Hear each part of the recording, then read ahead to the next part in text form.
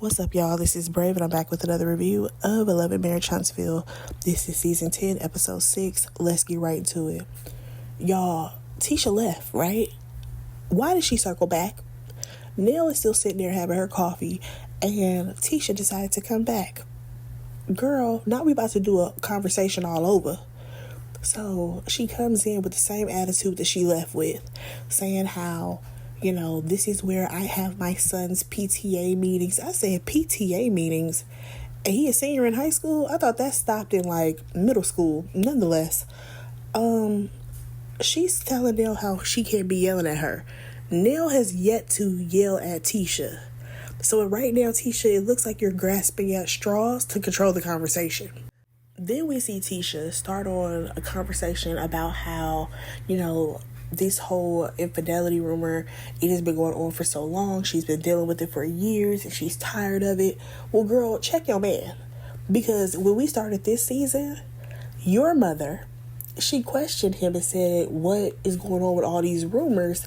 And he still won't reply and say, none of it's true. I'm not cheating on my wife. He refuses to say that. So take that up with your man. So they literally replay multiple times where is Marcel cheating, that type of conversation is brought up. And most of the time it's brought up by her own mother. Okay, in all these clips, it was mostly by her mama. Nonetheless, I get it, Tisha, you're tired of these rumors.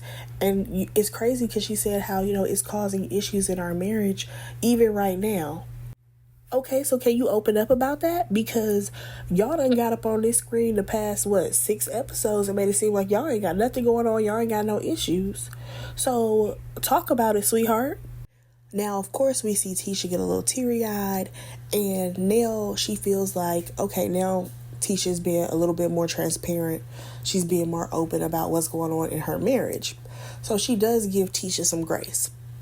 So then I guess because we bringing up old stuff, Nell decides to bring up the mentor comment that she made. Because, she's everybody's mentor. And she admits that, maybe she shouldn't have said that she's a mentor. Maybe she should have just said that they were friends. Exactly, Nell. I need for you to accept the fact that in this situation and you being a cast member on this show, you need to be these ladies' friends, not their mentor, okay? And all because you and Chris are older than everybody, that does not mean y'all are mentoring them. So we learn that Nell is certified, y'all. She is certified in being a life coach.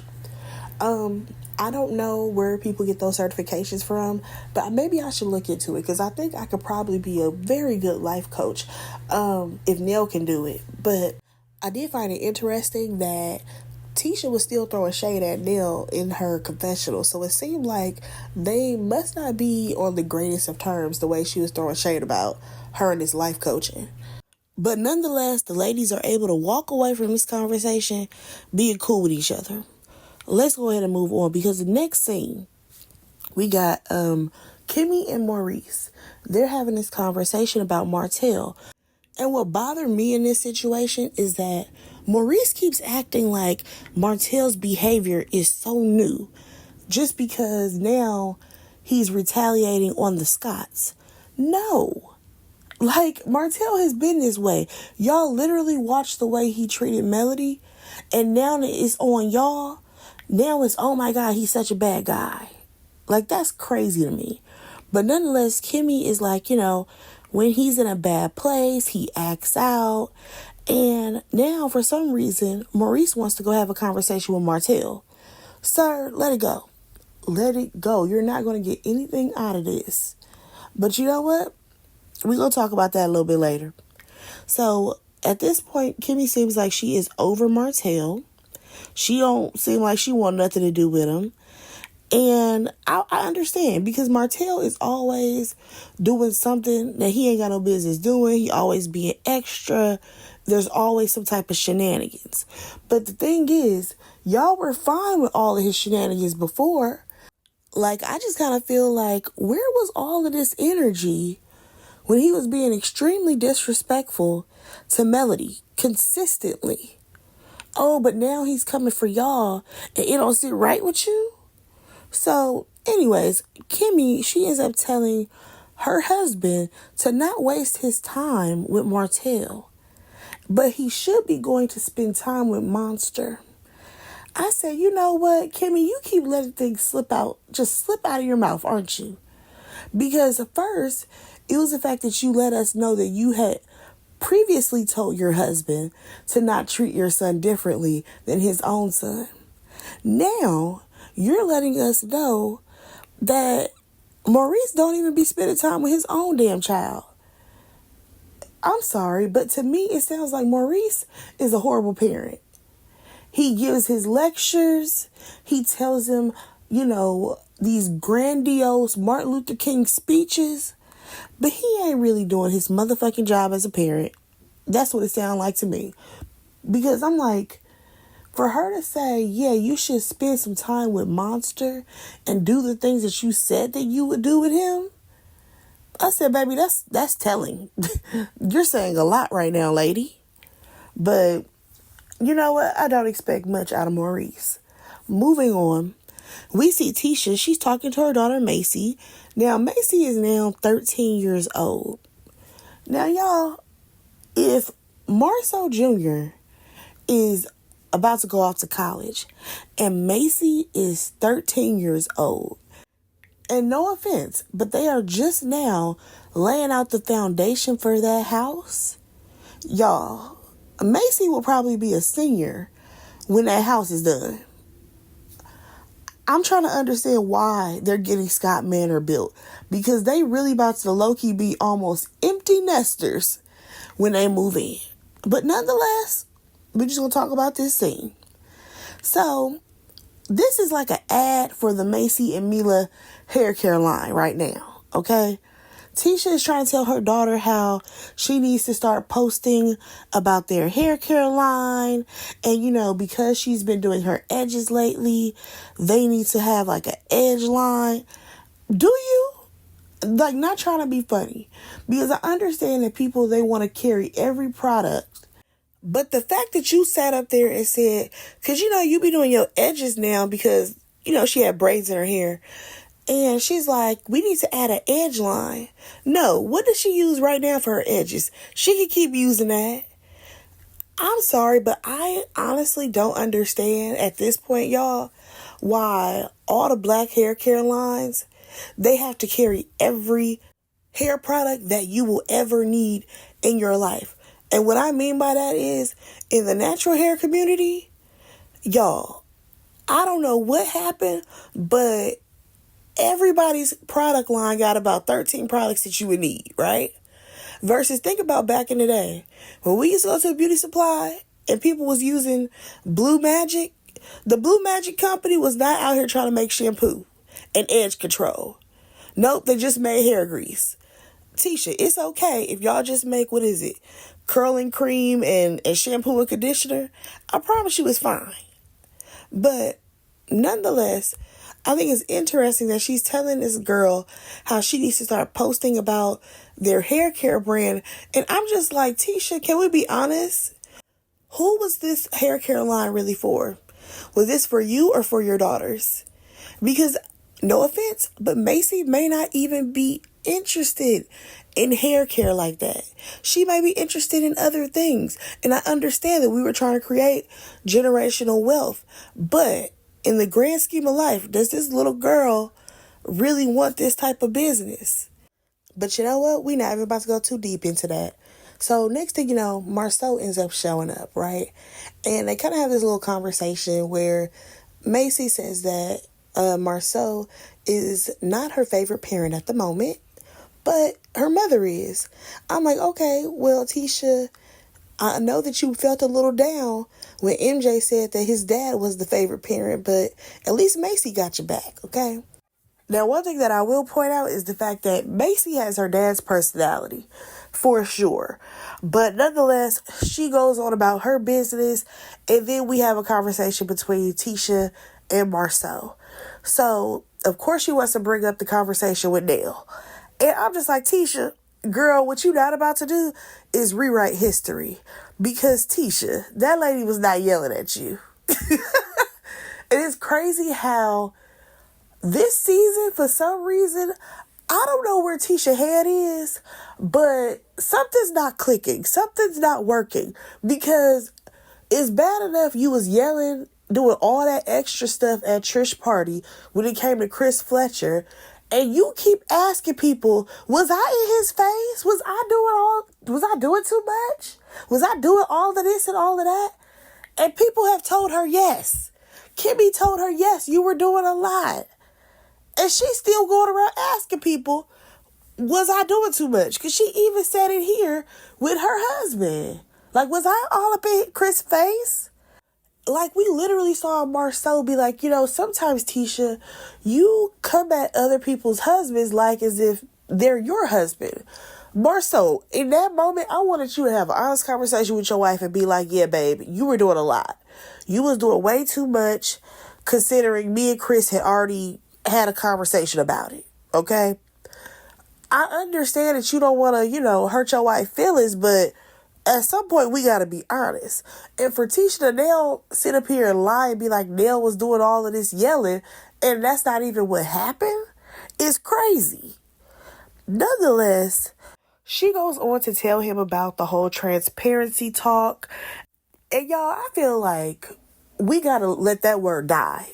Like, this show has definitely overused the word transparency, and I want it to go. I want it to go away, okay? But nonetheless, here's the thing. She brought up Destiny and how they had this conversation and all of this stuff because according to her, everything is good with Destiny because her and Kimmy, they've always been locked in. They've been friends for so long and all of this stuff. But baby, Marcel said, you got to watch her.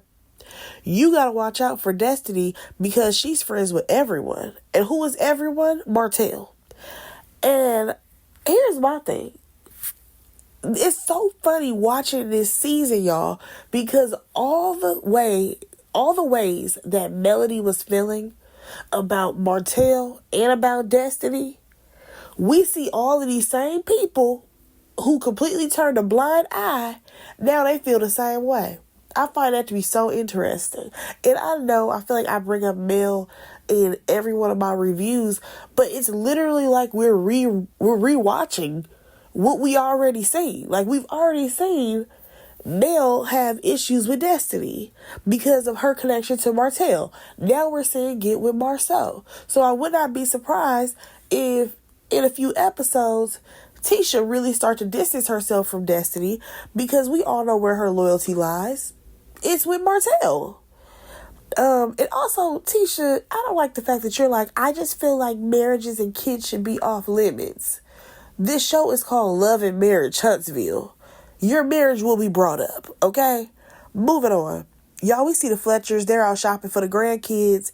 And the topic of Lance and Destiny come up. Now, according to this man mama, Lance claims, or should I say Destiny claims, that she never slept with Lance. And everything was pretty much casual. Here's my real question. When did they break up? Or when did they stop talking to each other? Because she said when she found out about the baby, they had already stopped talking. And he just happened to tell her, Happy Thanksgiving. I want to know, when did they stop talking? Because y'all know, Destiny liked to put a whole lot of dip on the chip, and it wasn't what it was. For example, in the Moses situation, she kept trying to make it seem like Moses was contacting her, but really she was reaching out to him and he was just responding. So I just want to know, what's the timeline looking like? You know what I'm saying? Also, I do find it interesting that Nell, she's like, well, men, they got needs. So he went somewhere else to get it. I said, you know what, lady? I get what you're trying to say. But I just find certain topics and conversations, especially considering Lance is her child, this is a little weird.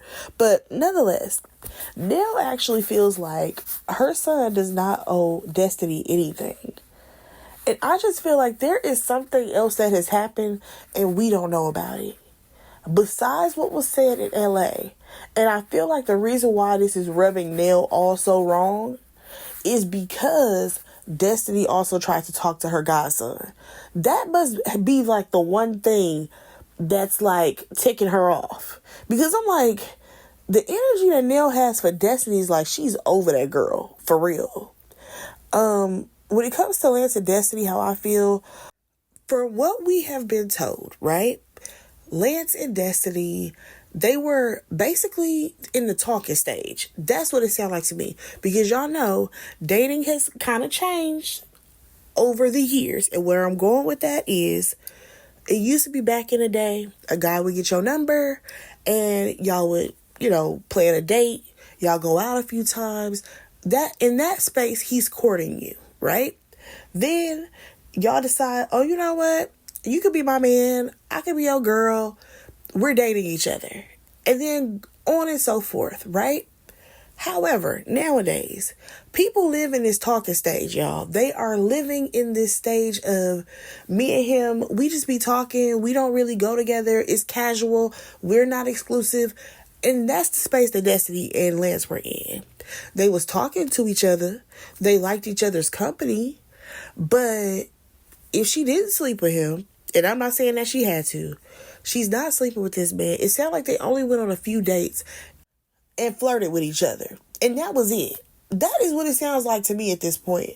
Because I'm like, y'all were not even in a relationship. Y'all sound like y'all was just talking, maybe hung out a few times and left it at that. To me, it's so reminiscent of how she was with Jalen. Y'all remember how on them old episodes, every time she saw Jalen, she would flirt with him, make sure she sit by him, make it seem like it was so much more than what it was. And I don't think nothing ever happened between Destiny and Jalen. But she low-key was trying to set it up like it was. And I feel like we got the same thing last season with Lance. We're setting it up to make it look like they really got something going on when they don't. So, do I feel like he owes her a conversation? Yes, because of the timeline, maybe. But honestly, y'all, I don't feel bad for Destiny the way she is going around telling people like, oh my God, and Lance didn't tell me this, and Lance. Girl, what else is going on? Because according to you, you dating around. You're dating multiple men. You out here in these streets. You a hot girl. You having a hot girl summer. All the things. So, what exactly are we supposed to be feeling bad about for you? Like, I just feel like this girl, she loves to be the victim. She loves to be the victim. Because I get it, you said that there was a lot of social media backlash, but you could have absolutely put out a statement, was like, you know what? Me and Lance, we aren't talking, we're not dating anymore, and, that is his situation outside of what we had. But no, you want to come on this show and play victim. Whoa, Lance did me so dirty. Girl, we do not care. But back to Nell and Fletcher. Basically, she tells her husband that she had a conversation with Tisha Scott and how Tisha was finally open about her marriage, and they brought up the whole Marceau cheating thing. And moving on, nobody cares.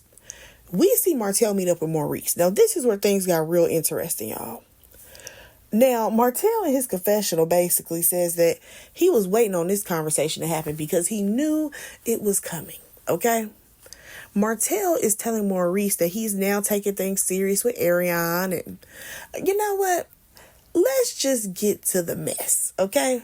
Let's get to the fact that Martell interviewed some woman who said that she slept with the Scott brothers, okay? I believe she said that she slept with both of them, okay?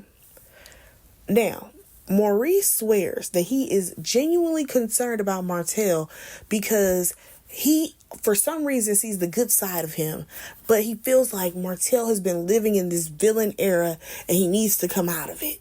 Sir, that is who Martell is. What are you talking about? Now, according to Martell, yes, he feels like he was cornered by the Scotts and he had to retaliate. Now, because of all of this, Martell feels like he was not going to drop the video if Marceau was to call him. He said that he was expecting Marceau to call him because he gave a warning to be like, hey, I'm going to drop this. You might want to reach out to me before I do it. Marceau never reached out. So that's how the video got released, according to Martell. And I'm just kind of like, sir, you knew you was going to drop that video. It did not matter if Marceau reached out to you or not, because this is probably like the worst of the worst when it comes to the beef of Martell and Marceau. Okay? Like, be so for real. Now, Maurice, I guess he caught some type of stray in this situation, but again, I did not watch that video to know what exactly happened, but I don't care if Maurice caught a stray.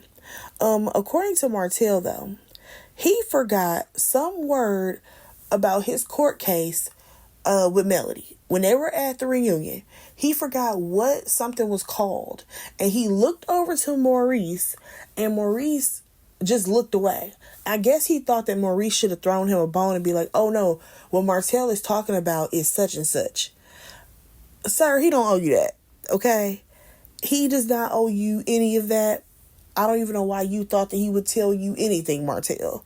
That was your story to tell, and at the end of the day, you was on that stage lying, okay? You was on that stage lying, okay? So after that, y'all, let's talk about Maurice and his DUI.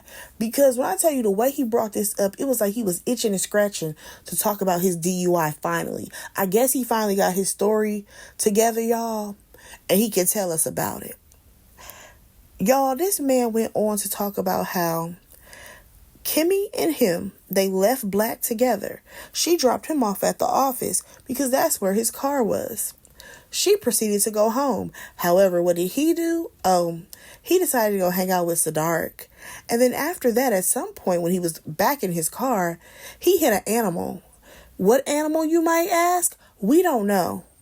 Because I feel like if you hit an animal, you would usually know what you hit. Did you see a deer in headlights? What animal was it, sir? Just curious. So at this point, Martell starts to giggle and wiggle in his chair. And then we learn he hit a tree. Oh, wait. We're not done with the accident, y'all. He also hit a pole. But the animal lived to fight another day. Y'all, if y'all don't come get Maurice right now, he did more damage than Karen Huger. And she's in jail. How he not there? Like, what was this? Send him to jail right now, okay?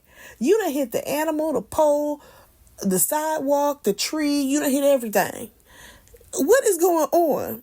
At this point, Martell is in a laughing fit over this whole situation because Martell has now compared this to something that a child would say. And I agree. It's very dramatic, Maurice. So then Maurice, he feels like Martell is trying to make him feel bad because Martell keeps laughing at him. Y'all know how he ended this? He said, and I had a concussion. Come get Maurice. I said, this is the story that you were itching to tell? This is the story that you want to go with? Child, I guess. But at the end of the day, it was dismissed. And that is all that matters for him. I just kind of feel like you said all this bullshit for what? What was the point of you telling us this? Like, it did not make the story sound any better. You sound crazy, okay? And also, I feel like this whole conversation was supposed to be about you more so checking Martell for that video that was released. Yet you come up here trying to talk about your DUI. Because y'all know, one thing about Maurice, he is very vain. But let's go ahead and get back to the video. Because now, after we have listened about the DUI, we circle back to the video. And Maurice, he feels like it was all a lie. It was all a lie. They never met up with these women and all the extra stuff that was put into this video. But Martell is like, man, both of y'all slept with that girl. She wanted me, but no thank you. Keep in mind, I want to say, was Ariane there? Again, y'all, I did not watch that video, but was Ariane and Martell together at that time? And then the other woman was added to the Scott brothers? Because I understand why he said the girl wanted to sleep with me, but I didn't do it. And I would assume it's because he was locked in with Ariane for this trip. But then here goes Maurice, y'all. This is where I said, here he go, thinking he really a lawyer. He's like, well, what color was the room? And what color was the rug in the room? I I said, you want somebody to remember the color of the rug in the room from a trip that y'all took probably, 10 years ago? Sir, are you okay? Sir, are you okay? Like, I'm pretty sure most people are not going to remember the color of the rug in a hotel room unless it has some type of significance to them, okay? Then he hit him with this one, y'all. He really thought he got him with a oopty-wopty with this one. He said, okay, well, what does my dick look like? Because there's something very unique about me. Y'all, I would assume that Maurice probably has a birthmark on his peen, or he just a light-skinned man with a brown dick, but whatever. According to him, it's something so specific about his penis versus every other man in the world, okay? At this point, Martell is like, where's this going? Okay, he's, again, back giggling at Maurice and his tactics. Now, Maurice, he then questions Martell about, did you pay her? Did you pay that girl? And Martell was like, no, but I did reach out to her. And he then says that, yeah, because, Marceau, he flew the girl out. He paid for that girl to come out to Vegas. Was it Vegas or Atlanta? Whatever city these guys were in. And I just find this interesting.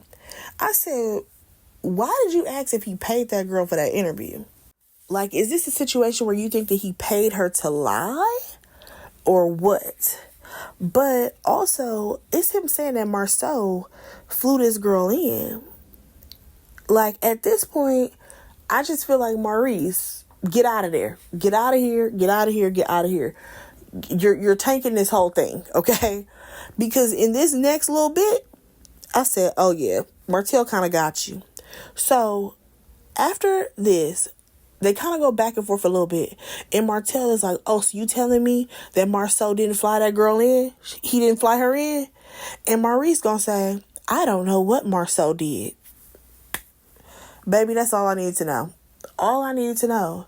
The whole point of you even coming to this meeting with Martell is to, number one, show that you got your brother back because Martell mostly came at your brother. Secondly, y'all are supposed to have a united front as the Scott brothers.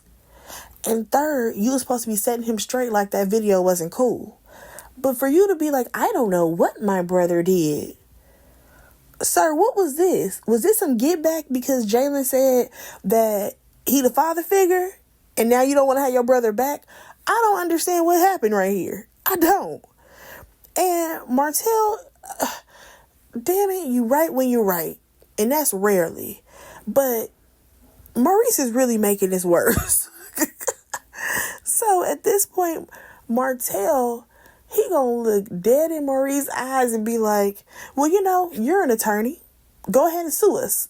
You can sue us if you feel like, we did something so wrong. And baby, Maurice ain't had nothing to say. And I'm like, well, you know what? Maurice, if I'm not mistaken, that was you who was coming after bloggers that you don't know, never met, but you were so offended by the things that they said about you online. So I'm with Martell with this. So when you gonna file a suit against him? We're waiting. I haven't heard anything in the media. I haven't heard anything in the news that you filed anything against Martell and Ariane. What's going on? Like, make it make sense, sir. Because you came at regular people who was just talking crap about you. Oh, right, because there seems like there must be some truth to what Martell has exposed. Child, this is a mess. So last thing, we get Marceau. He meets up with Maurice and Kimmy. Maurice is telling them that he talked to Martell and how he's so concerned for his mental health. Baby Marceau, he said, fuck his mental health. I said, yeah, them boys, they are not about to be good like they once were when we first met them, okay? So he goes on to talk about the video and all of that stuff. And Maurice is like, well, and I told him, what does my dick look like? And Kimmy and Marceau are over there giggling. Like, maybe it's just me, y'all, but I just feel like that was not the gotcha that Maurice thought that it was. And I don't understand why these two over there giggling. Because then Maurice goes on. No, I'm sorry, not Maurice. Marceau. He said something that threw me off. So he then chimes in and he's like, so you mean to tell me that Martell was basically in a room with another guy having sex with some girl? And I said, well. I find it interesting that you said this, because this is no different than when your wife, Letitia Scott, when your wife said some things about Martell and Mel in that limousine. Because y'all remember at the reunion when Destiny brought up the fact that supposedly Mel, she was doing some sloppy toppy on her husband. I think it was for their anniversary in the limousine, right? Keep in mind, the other couples were also in the limo. And Letitia made sure to be like, yeah, we weren't doing that, as in her and her husband. But I can bet y'all that Kimmy and Maurice was doing something in that limousine. That's what I think. But where I'm bringing this up is the fact that the same way that Letitia said that Mel and Martell was low-key getting it popping in a limousine with two random couples and y'all were just sitting around as innocent bystanders, it's the same as Martell saying, yeah, you were messing around with old girl and I just happened to be in the same room with you. The same way y'all was in that limo. So, I mean, if we could believe what Letitia said, then we could technically believe what Martell said. Just saying. Now, at this point, Marceau, he just feels like this is who Martell is. This is the type of person that he is, and it is what it is. Kimmy, she agrees. Now, Marceau, he don't want nothing to do with Martell, okay? Maurice is talking about how he want to get all the guys together and they can meet up. And Marceau is like, okay, yeah, I'm going to be there. That's fine. But at the end of the day, Martell going to be in his space. I'm going to be up in mine. And we are not ever going to come back. That's what it sounds like to me. No more comeback of the group. And y'all, that was pretty much the episode. Let me know what y'all thought about it. I feel like this was one of the better episodes. I would love to hear what y'all thought about this whole Maurice and Martell conversation. And I would love to hear what y'all think about Lance and Destiny at this point, because I believe on the next episode they are actually going to have a conversation. So that should be interesting. Let me know where y'all at with it. Go ahead and like, comment, and subscribe to my channel, and I will talk to y'all on my next review. Bye, guys.